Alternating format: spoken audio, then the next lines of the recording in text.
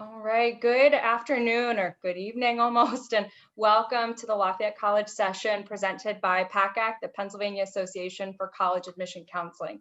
My name is Taylor. I'm here as a PACAC representative today. As a quick reminder, this session will be recorded and posted to pacac.org/virtual following the end of this session. It will also be available on YouTube, so you can find it there as well.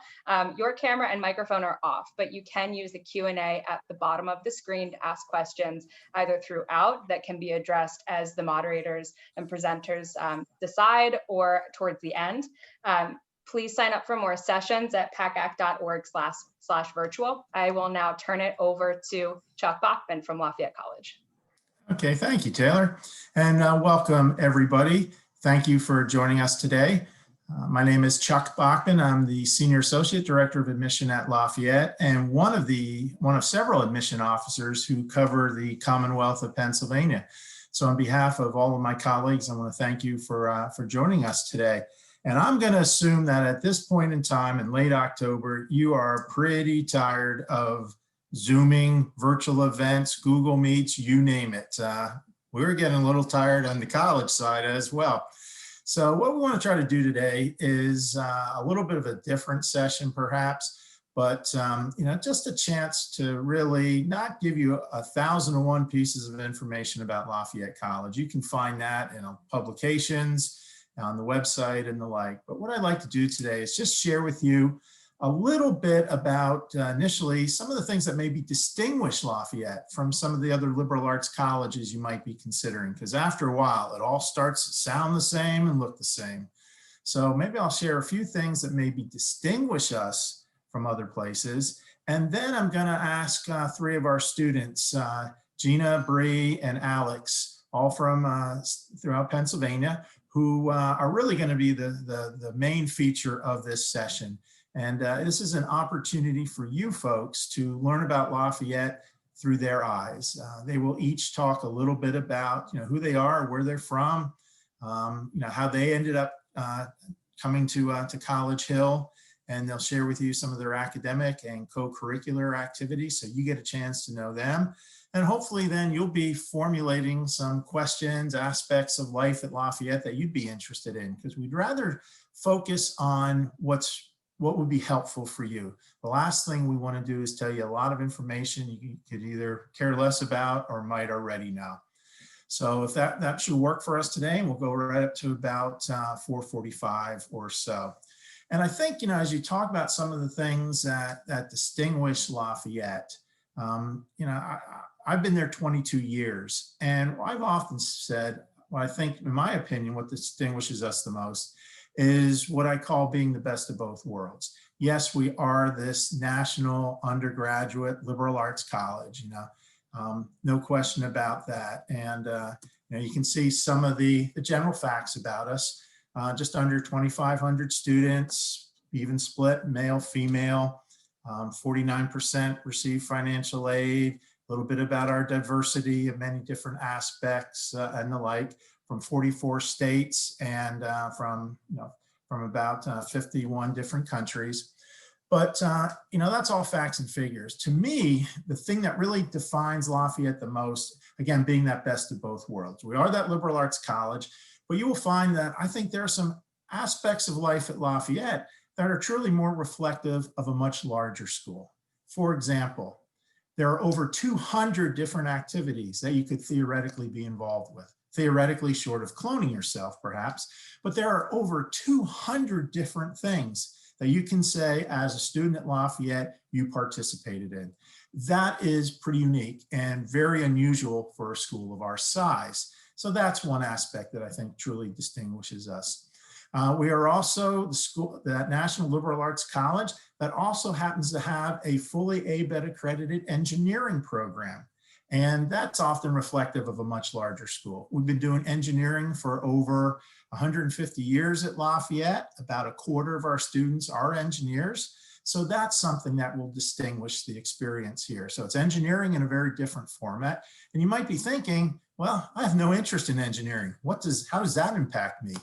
Well, just think, in all of the other courses you'll be taking, you will have some engineers most likely in those courses. And our engineers tend to be very linear thinking, wonderful problem solvers. So they bring that perspective to classroom discussions and project teams that you may be a part of. It will enrich your experience regardless of your field of study. Another aspect I think really distinguishes us is that we have 7 soon to be open 9 dining venues and a food truck. Now, I know food is not the most important thing in your college search, but I will wager that you're going to eat most days that you're in college. So it's nice you have options and varieties in terms of locations. It's not just 1 or 2 dining venues, but you have the opportunity to really experience a whole host of different dining venues. And that is going to be reflective of a much larger school. We also have the excitement and school spirit of 23 NCAA Division I athletic programs. Most schools our size are NCAA Division III. We're a National Liberal Arts College Division I. We're members of the Patriot League, which is an academic athletic conference. And I think probably the biggest athletic event we have each year, you might know that Lafayette participates in a well-known football rivalry. Lafayette participates in the most often played college football rivalry in the country. Our arch rival school, you probably know, it begins with the same letter as Lafayette does. I won't mention them, but yeah, I think you probably have a pretty good idea who they are.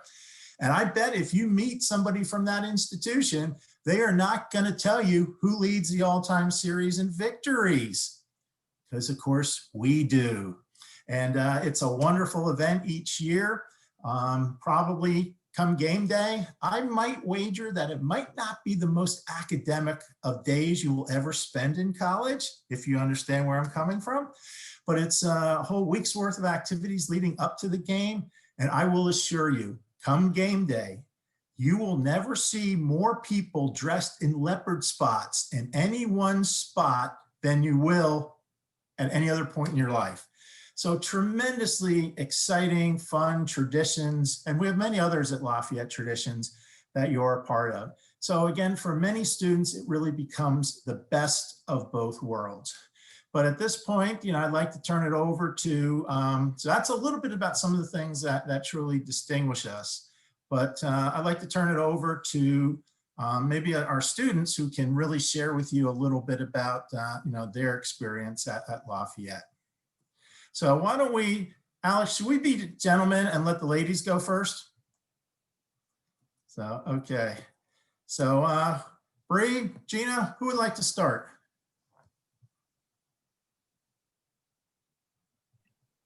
I can start. Hi, everyone. My name is Bree Bailey. I am a senior at Lafayette. I am a neuroscience major, and I'm actually from the Easton area. So on campus, I participate in different activities. I am a member of Greek Life. I'm an RA. I'm a member of the Doghouse on the Family Weekend Committee, and I am a senior interviewer for admissions. One of the main reasons why I chose Lafayette, it was a little close for home for me, but as soon as I stepped on campus, it immediately felt like home to me. There were so many different students who were coming up and just genuinely trying to help you out and see if you had any questions. And then there was also the alumni relations, which was super alluring, and the strong academics. So yeah, I think that's a majority of the information I have. Bree, would you explain to our visitors what the Doghouse is? Yeah, absolutely. So the Doghouse it's a part of the Learning Living community. So what it is we get puppies from CPL, which is Canine Partners for Life, and we train the puppies to be service dogs. And they go on, after they train with us, they go on into more training, and then they eventually are paired with an individual for a variety of different reasons, whether it's someone who needs a dog for seizures or just overall mainly alert dogs. Thank you. Gina, why don't you go next? Hi, My name is Gina Mavilia. I'm from Scranton, PA. I'm a junior English and philosophy double major. On campus, I do a lot of things. I'm the director of PR and marketing for student government. I'm involved in Alpha Phi Omega, which is the college's co-ed service fraternity. And through APO, I volunteer in a kindergarten 3 times a week in Easton, which is like the best part of my week. I'm really involved in admissions, and I'm a student representative to the Board of Trustees. Alex? All right, hi everybody. My name's Alex. I am a senior, officially a senior. Geez, it feels like it's been forever, but also flew by. I'm studying chemical engineering and mathematics and economics. I'm from Sinking Spring, PA. I went to Governor Mifflin High School, if anybody happens to know where that is. Some of the things I do on campus, I play co-ed club ultimate frisbee, co-ed volleyball. I'm a tour guide and I'm an orientation leader. I've been a supplemental instructor for economics. And I think that's basically everything. So my college search process was fairly standard, I always say. Like, I basically set like a perimeter of how far basically I was going to travel to college and started looking at schools sort of in that range. And I knew I wanted to do something with engineering. And like Chuck already mentioned, Lafayette is known to have a really strong engineering program combined with that really strong liberal arts side too. So it gave me the opportunity to also double major. So I had a list of schools that were pretty similar and started like visiting different schools, sort of seeing what they were like. And what really drew me to Lafayette College was when you step on campus, I always tell this to my prospective students during tours, like when you're looking for a college, once you sort of narrow down your search far enough, you know that you're already looking at good institutions. These people are all going to offer great academic degrees. They're going to put you in great positions going forward and into the job market. Or into future education if that's your route. But the one thing that I always tell my prospective students to ask themselves is this a place you can see yourself living for 4 years? Because it's also part of going to college. And Lafayette really does offer a great environment, from the quad where I get to hang out in the sun or climb trees and hang out in the trees, or like play sports, like part of our 200 different clubs. You can get involved in stuff. The volleyball club was literally started while I was here at college. So all the opportunities that Lafayette has, not only academically, but also just from a life standpoint, really makes it an attractive place to come and learn. As far as for each of you, you know, if you, at the person you are now, junior, senior year, if you could tell your high school self, go back and tell your high school self any piece of advice as you were still looking at colleges, we'll say your senior year of high school, what would be that, anything that comes to mind, what would be that piece of advice that what you've known now through a couple of years of college, what would you tell your college search high school senior self? Anything that comes to mind? I think I always say this when I give tours, that my senior in high school self could have never imagined the person that I am now. And that's not something that I feel myself. Like, my mom says that all the time, how I've changed like so much. And she gets all like emotional and like proud mom when she doesn't do that often, but when she talks about Lafayette, she does. I think that the opportunities that I've been afforded, I don't see myself going after them at any other campus because of the way that the people at Lafayette made me feel. So even though I was the same person, like the people that I met so early on, like even in admissions, which is why I love working in admissions, because I love Lafayette admissions staff because they're so good to me. But like, they made me feel like they wanted me to be on this campus. And like from day one, when you arrive, like the energy and like people feel like, I have a friend who always says that what made him feel different at Lafayette was at lots of other schools, it's like, oh, like we're such a good school, like you're so lucky to get to visit here or come here. But at Lafayette, it's, you're such an amazing person, we're so lucky to have you on our campus. And I think that that's definitely true. And so I think that kind of vibe where it's like, we're so lucky to have you, made me, like, gave me the confidence to go after these like different goals and accomplishments that, even though I'm the same person, if I was someone else, somewhere else, I don't think that I would have, I don't know, like applied for this certain thing or like gone after that. So.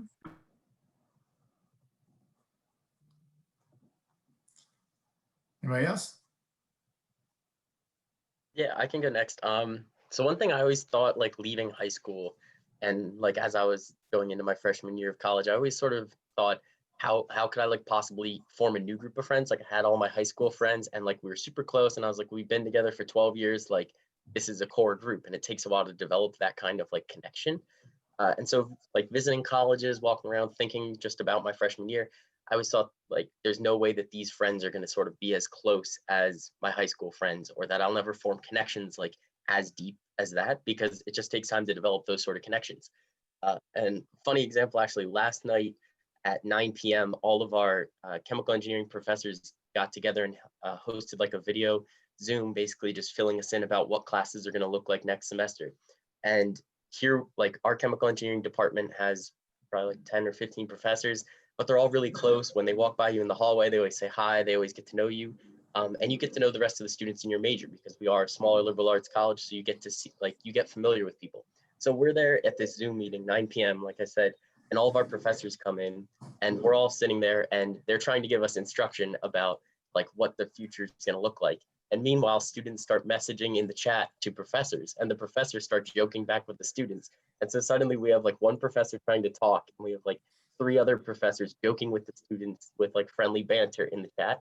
And like that is sort of the relationship that you'll end up forming at college. And it's like, it's inevitable. Like you could try to like keep your head down, walk around all 4 years, and like you couldn't do it. Like you're gonna naturally just get to know people. People want to build those connections at Lafayette. And so when you're looking at colleges, like know that you are picking a home and it's really going to impact you.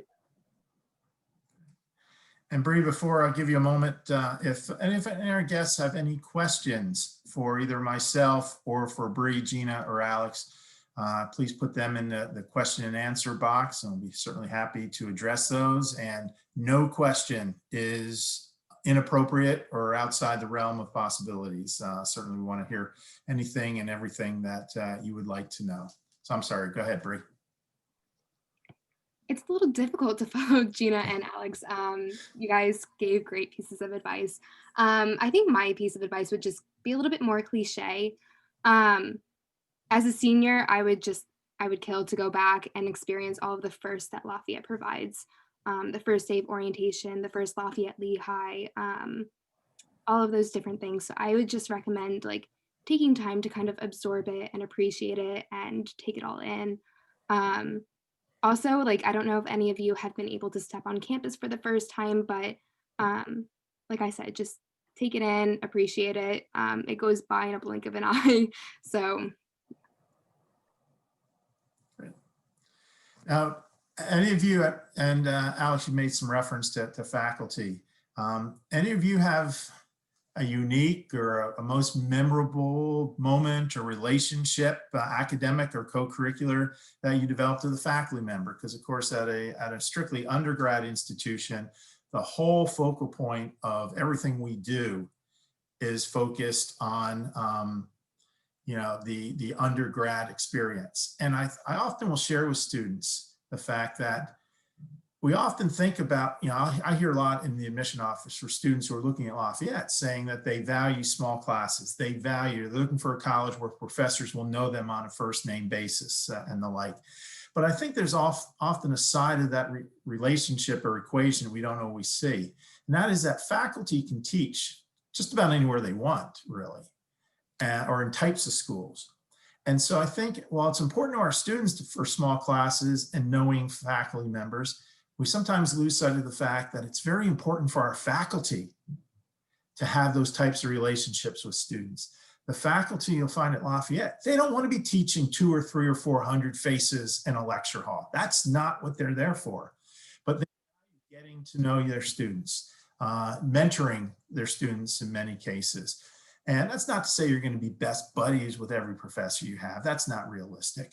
But, the fact that, whether you do a study abroad trip or you do collaborative research, that relationship that you have with faculty will be very different, I think, in a number of cases than what it is with a high school teacher. So for the 3 of you, before we get to our question, may I ask you if anybody comes out, if you don't have somebody that comes out immediately, because I threw this question to you spur of the moment, but is any faculty member or any experience you've had with that collaboration with faculty that really, either surprised you or stood out or was a little bit outside the norm? I have one, if Okay. you want to think for longer. So this actually just happened like 2 weeks ago. So I'm a junior. So my sophomore year, both semesters, I took a class with George Panichis, who's a professor in the philosophy department. He's a political philosopher. They were the hardest classes I've ever taken at Lafayette. I love philosophy. It challenged me so much, but I loved it. Like for the hour and 15 minutes twice a week, I hung on his every word. Like the class flew by because I was like so honed into what he was saying because I understood he was so smart. And like I had a really good relationship with him. Like I always go to his office hours. His office was such like think philosophy professor office, like kind of dark. There's a record player, like soft lighting, books everywhere. Like that's what his office was like. And so I'd always go in and ask him for help. He was always like tease me, like make fun of me. And so I like trusted him so much. And then he actually retired at the end of this past year. But I knew that he was going to be kind of like around in some sort of capacity until for this semester. And being on the board of trustees, I was privy to the list of faculty who were leaving, and I knew that his name wasn't on it. And as a junior, I've been having a small crisis about my future every single day. So I sent him an email and I was like, saw the list of retiring faculty and your name's not on it. So I feel like you wouldn't mind if I email you and ask if we can like set up a Zoom, like just for advice. Like I just like want to talk through some things with you about thesis, about grad school, all sorts of things. And so he responded back like, you're right. I'm an employee of the college until December 31st. And then he said, but it is no matter because once you are one of mine, you're always one of mine.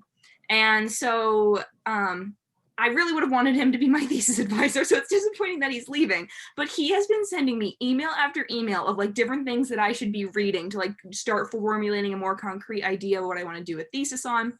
And he's not my professor anymore. Like he's just doing that because he cares about me and wants to see me succeed. And so that line, once you're one of mine, you're always one of mine, I don't think that that's an isolated experience. There's a lot of professors who I had my first semester of my first year who I still go to because I know that they know what's going on. If I'm like, what should I do about this? And I know that they'll email me with a response and help me out. It doesn't matter that I'm not their student anymore. It matters that they care about their students as more than students.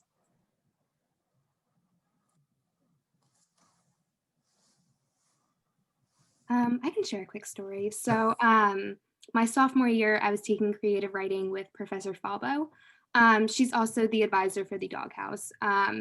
So for the doghouse, we have to have trainings, and my dog was unfortunately passing away. So I texted them that I wouldn't be able to meet for the training session. And I immediately got like an email from Professor Falbo. And then in the next day, she came up to me after class and just like gave me a huge hug and just said like, I'm here for you. Like it was just very personalized. And the fact that she went out of her way to comfort a student, I feel like that's something that you wouldn't find at a larger school. So it was a unique experience to have a professor like genuinely care about how you were doing and go out of their way to reach out.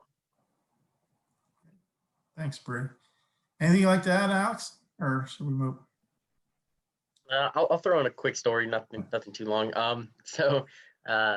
One or two of the courses that you have to take for the math econ major is probability and statistics, and it's 2 different semesters of courses. So you actually have the same professor for both sections, or both courses normally. And I had Jeff Liebner, who is probably without a doubt like my favorite professor on campus. He's in the math department. And so at first you'd be like, okay, we're doing equations and numbers. Like, how are you going to build connections doing that? And this guy was probably like just the most genuine, just open person in the classroom. And so like half the time in class, we'd be like starting off on subject, and then suddenly we'd be talking about how he originally lived in Buffalo, New York, and that he used to have tons of snow to shovel, and that when Lafayette shuts down for 2 inches, he just laughs because he's like, unless it's 10 feet of snow, I'm getting here. So you guys better be here too. And just little things like that stick with you. Like you get those at a smaller school. And he was just one of those people that managed to connect with you in every way. At the end of every semester, he takes all of his students out to dinner in Easton. And you literally just get together and hang out, you talk, sort of reminisce on the semester, all the exam struggles, everything like that. As well as just like personal things. He actually just likes to get to know you. So I think that's not an uncommon experience here at Lafayette. Okay, great. And well, thank you all. Taylor has a question, and I can be the admission person and answer this if need be, but I'll take a step back and I'll throw it out to if anybody wants to take a stab at this one. Are most of your students STEM majors, Taylor asks? Anybody want to jump on that one, or I mean, what? As the non-STEM major, no, definitely not. The humanities, like we do obviously talk about STEM a lot because our engineering department is so good. Neuroscience is a really popular major. A lot of students, psychology, a BS in psychology is a really popular major. So there's definitely like incredible STEM, but the humanities, like I think our humanities departments are amazing. I can speak specifically to philosophy and English. The professors, like I have had some of the smartest people as my professors throughout my 3 years. So definitely not. And there's also lots of opportunities for research in humanities, which is something that I didn't even know existed when I was a senior in high school. I heard research and I just thought STEM, but like lots of students are Excel scholars, which is you actually get paid to do research with a professor. And then you often get to be like published as a co-editor or on a paper, which is like obviously super cool. My friend is an international affairs major and she's the editor of one of her professor's books. Like as her professor writes a chapter, she sends it to her to edit it. And I was like, isn't that so crazy? Like this woman's a PhD and like you get to edit her paper. So there's also lots of opportunities for research in humanities as well. Yeah, if you look at of the 51 majors we have, about half of our students are in the humanities and social sciences, half are in the natural and physical sciences and engineering. And you apply for admission to Lafayette. You are open to go into any academic program that you so desire. There's no limits whatsoever. The most popular major we have at the college is economics, and that has a very heavy finance emphasis to it. The other half dozen or so in terms of popular majors include, in no certain order, biology, English, psychology, mechanical engineering, international affairs, and government and law. You can double major, you can major minor, you can do a self-designed major. And students don't formally declare their field of study, declare a major, till usually the spring semester of the sophomore year, with one exception. Engineers need to decide, in essence, by the end of the first year, because come sophomore year, most of the different branches of engineering will go off in their own direction and specialize there. And so there's some very interesting coordinated majors, and the like. So lots of opportunity. And for our incoming first years, one of the most popular is undecided. And that is fine, because choosing a college is tough enough. That's daunting, much less what do you want to do for the rest of your life? That's almost next to impossible. If you knew all the answers, you probably wouldn't need college in the first place. So if you have an idea, great. But if you are still exploring, and that's okay. We value students who see college as more than just a 4-year vocational preparation program. That's important. And we do have a 4-year career planning and placement program. But the opportunity, your course options are going to grow exponentially compared to what you've known in high school. And the students who can flip through a college catalog and say, wow, there's a lot of things that I'm interested in taking. Maybe not the depth of the major, but there's a lot of things that simply interest me. Students who enjoy learning, but then also realize that there are skill sets that you develop, and that's the framework of a liberal arts college. That we think that regardless of field of study, that it's important that students are critical thinkers and effective communicators and are problem solvers and can make aesthetic value judgments and can appreciate diverse perspective and experience and opinion, often contrarian to your own, but no less valuable. And the fact that you can look at the rapid advancement of science and technology that surrounds us every day, but not lose sight of how that impacts human beings and society. So that's so lots of opportunities there. Layla asks, what makes your engineering program excel over other colleges? And that she notes she wants to be a mechanical engineer. Anybody wish to take that one? Alex, you read my mind. I'll talk about it. So I think a lot of it is like partially due to the intersectionality with the engineering side and the liberal arts side. Like you mentioned, there's a lot of opportunity to double major, and there will be students that double major in every combination possible. There was a double major a couple years ago who was a good friend of mine. He was a civil engineer and an English double major. And so things that you think are completely different will end up intersecting, and the courses you take, even if you're not adding on a different major or minor, you're still going to take those courses that expose you to that other side, which is going to help overall get you a better holistic education, as well as just in the smaller liberal arts realm, you're getting a more personalized experience where the professors seriously care about your learning, and they basically tailor the instruction to what is best going to benefit you. So for example, like when we knew the fall semester was going virtual, one of our big lab experiences, which is one of the like hallmarks of our engineering, is that like everybody gets hands-on lab experience. Whether you're doing independent research or not, you're going to have multiple lab courses, you're going to be exposed to different machinery, equipment, everything like that. So when we knew we were going virtual in the fall, a bunch of the chemical engineers got together and started saying, wait a second, like we're going to miss this hands-on learning, and we'd really love to keep that because that's one of the best parts about our engineering program. And our professors actually reworked our whole course schedule and split a course in half so that we did all of the like theoretical learning in the fall, and then now we'll have the opportunity to do that hands-on in the spring. So that's something you're not going to get at a bigger institution. If we go virtual in the fall and your lab's supposed to be in the fall, it'll probably be a virtual lab, or you might not be able to do it at all. But because you're coming to Lafayette College, your professors care enough to actually put in the time and the effort to make those accommodations to make sure your education is as good as it can possibly be. And I'd also might add, Layla, that about somewhere in the range of 25 to 30% of our engineers are women, which I would argue is one of the highest female percentages you're going to find. We're also in the top 10 in terms of highest percentage of female faculty within an engineering program. And I also think that you might know that nationally, less than 10% of all the engineering students in the United States will study abroad. At Lafayette, about 2/3 of our engineers will study abroad. About half will go for a full semester, and those programs tend to be in Bonn, Germany, or Madrid, Spain. And half will do either a summer program or a truncated program between fall and spring semester. And I think the other thing too, it is truly engineering in the framework of a liberal arts college. So our faculty think it's imperative that students have lives outside the engineering building, however they choose to define that.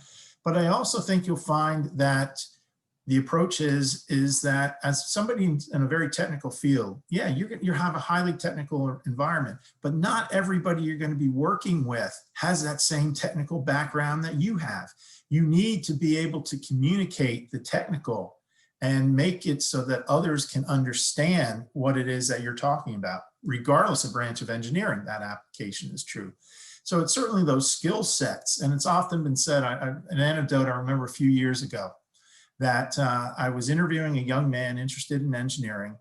And at the end of the interview, I brought his father in. As it turns out, his father was a highly placed engineer at a very big, well-known firm. And one of the things he mentioned to me is that one of the reasons, that the primary reason there at Lafayette, is that any college with the ABET accreditation, the curriculum is going to be pretty similar from place to place. So it's the tangential aspects of the college that will differentiate one program from another. And I still remember this gentleman, his father, speaking so clearly, saying that, well, any place can prepare you to work on a bench. Now the question is, do you want to be a part of a project team, or do you want to lead a project team? Engineers who come from Lafayette lead project teams. And that stuck with me. That must have been a good 10 years ago or so, but it stuck with me as somebody in the field who was realizing what is different. Graduate of a large state institution. So, I mean, it's not to say that one environment is better than another. They're different than one another. And for some students, a large institute of technology or a flagship institution might be a better fit, and that's okay. Because this whole college search is not about Lafayette or any other school. It's about you thinking about what's important for you and then finding those places. That's what the college search, that's what an effective college search is all about.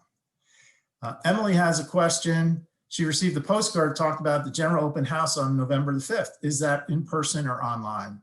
That is, of course, right now that is online. It is virtual. Right now, the only personal in-person thing we are doing is we are offering campus tours as we speak. And those are Monday through Friday. Sign up for those on the website. Right now, we are not going into any buildings. They are external only tours, but they are led by one of our ambassadors of Lafayette. So you have that opportunity. And there are a whole host of virtual programs on the horizon. We're doing a number of academic departments are hosting departmental spotlights, where it's faculty and different academic programs, really talking about what it is that was unique and sets their program apart. So it's very informational and very interactive. We have the open house that Emily refers to. For the seniors, we strongly encourage personal interviews. And so that is something that we encourage that students take advantage of. We strongly recommend them. We do have essay writing workshops. We have applying to college in the midst of a pandemic workshop that's available. We have coming up our social justice symposium entitled Our Beloved Community, in which we invite prospective students to participate in. We also will have a thing called Leopard Connect, where we can put you in touch with a current Lafayette student based upon your field of study of interest connection or an activity connection. So a whole host of different things, and that's all on go to the website and then the admission visits page, and then you'll find out a lot more information on that. Any other questions? Thank you for those who had those questions. Feel free to put them in the chat box. I will like to close up with just a little bit about the admission and financial aid process, and one piece of advice that I think it's important to share with high school students. But before I do, I'm going to ask Bree, Alex, and Gina for one more reflection, if you will, and that is what has been, and this is a two-parter perhaps, or you can answer one or the two parts, it's up to you. What has been your biggest surprise about your tenure at Lafayette? And what advice might you give a high school senior or high school student who might be contemplating Lafayette as a place to call home? So biggest surprise that you weren't expecting you would find, and then what advice you might give somebody looking back on it. So I'm making you guys think on a late afternoon. How dare I?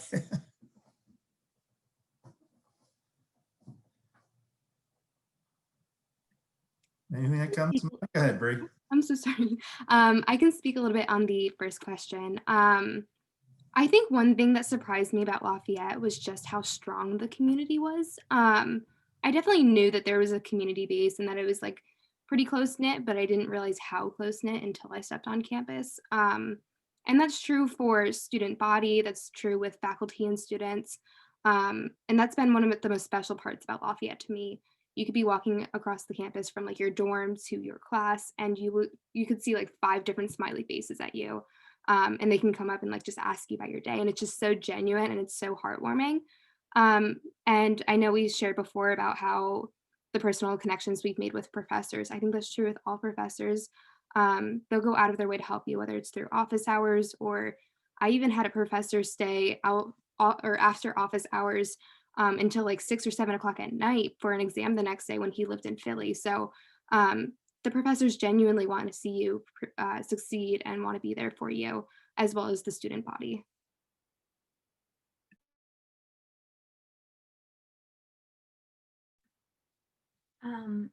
I think a surprise. So I think that like when you see the size of Lafayette, and if you're doing admissions events, speaking to tour guides, getting an interview, talking to admissions representatives, you kind of understand, okay, like there's definitely a community, like students are really close knit, and like the relationships with professors are really wonderful. But I think what I wasn't expecting was the relationships that I have with faculty members. So that goes all over. So like I always say, on every tour that I give, I tell them about Bob. He's the man who cleaned my building last year. He was the janitor in my building in Watson Hall. I know so many things about him. He's a very chatty man. Alex, you're nodding. Do you know him? And every day he would tell me what the weather was. I'd go out to fill my water bottle before my 11 a.m. class, and he'd tell me what kind of jacket I needed to wear that day. So I stopped checking the weather because Bob would tell me how I needed to dress. One of my bosses in admissions, Becca, knows my very long list of allergies better than my own mother does. And whenever she brings in like baked goods for like the tour guides and the office workers into the admissions office, she always like, oh, Gina, like there's no nuts in these. Like I double checked, like I made sure. So like there's so many people that care and that you form these relationships with and that you feel so comfortable chatting with who aren't your professors. They're someone that you work with in admissions is the person who cleans your building. It's the new director of campus life, Vanessa, who I've gotten to form such a wonderful relationship with. She's so awesome. So like the relationships are not just the students and the professors that you expect. It's so much more than that. And then the second part, advice. I had advice. Oh, come back to me. I'll remember my advice. All right. So one thing that I didn't expect going into college, I'm going to say that the focus is on you, basically, in all aspects of the college, whether like we've already hit professors pretty hard, even like career services, even like club opportunities, like everything is about you having the best experience in your time at Lafayette and beyond that it can possibly be. And so it surprised me like how many opportunities you have to basically get involved, to lead projects, to be a part of teams, everything like that. And so my advice sort of goes tandem with that is make sure you take advantage of everything. You literally have so many things open to you within your first couple of days on the campus. And like if you don't take advantage of them, you're really missing out. Like there are so many different opportunities that are incredible. And Lafayette literally does that from the top to the bottom with, like we've mentioned, like professors will literally meet with you. I've met with professors anywhere from like 6 a.m. to like 7 p.m. As far as like resources in general, like the fact that Lafayette leaves its classrooms open for students to just go in and work at any time of the day is kind of incredible as well. You can use the computers, you can use the presenters or projectors. I've watched people either like doing work like late at night. I've also watched people like watching the Eagles game on the 60-inch projector. Like literally anything that you want to do at Lafayette, you can do, and they provide the resources for. And so like I think taking advantage of that is my advice. I remembered my advice. Sorry, it's very fast. So I think I always say, and I was kind of talking about this earlier, like once you narrow your college list down, like you know that they're all good schools, and you kind of have this feeling where you might be happy at like 2, place 3, and you can't make that decision. And so I always say that you can pro-con list it until the cows come home. And that's what I did. Like me and my mom were like looking up like Forbes magazine or whoever magazine ranking, seeing which school's higher on which list. But at the end of the day, it's 100% a heart decision and not a head decision, because you're figuring out not what your school is, you have to figure out where your home's going to be for the next 4 years. So don't get so caught up in like the numbers and the majors and the number of this, the number of that. At the end of the day, like all the numbers go out the window. It's where do you see yourself being happy for 4 years? Okay, thank you all. In the 2 minutes we have left, just from the admission standpoint, all the facts and figures, dates, deadlines, it's all on the website. I'm not going to waste your time that way, other than saying January 15th is the application deadline. We are the Office of Admission. We're not the Office of Denial and Rejection. We look for reasons to admit students, not for reasons to deny them. And we use a very holistic review, meaning there are a lot of things that we look at of both an objective and subjective nature. There's more to any and all of you than a GPA and a test score. And speaking of test scores, for those of you who are seniors, who are applying for the fall 2021 entry term, like many colleges, we have gone to a test optional format since so many test dates have been canceled. But for those of you who are seniors, and even those of you who are juniors, just remember one thing. For those of you, you're juniors, you are a junior. The year after that, you are a senior. You are not a college applicant. Let it be the year you're a senior, not a college applicant. Let it be one of many hats you're wearing. Hanging out with your classmates, enjoying senior privileges, all those things, being the big dogs, and filling out college applications. And use your head, heart, and gut, as Gina mentioned. And in this process, you're going to get some great news. And at Lafayette, we're able to offer admission to 28 to 33% of our applicants each year. So that means we have to make some tough choices, because we're fortunate to have a very deep applicant pool. We have to say no on a fair number of times, a deny or wait list. Not fun sending those letters. It's not fun getting those letters. But if you do get any of them, remember nothing else about what we talked about here today. Remember this: self-worth and self-value are never, ever measured. They are never measured by which colleges did or did not grant you admission. That is absurd thinking. Good luck. Thank you for joining us. We wish you well. And if you think Lafayette could be a place for you, we would love to get to know you better through the application process. We would be honored by your application. Thank you all. Thank you to my guests today. Thank you for Taylor for hosting us, and good luck in this entire process.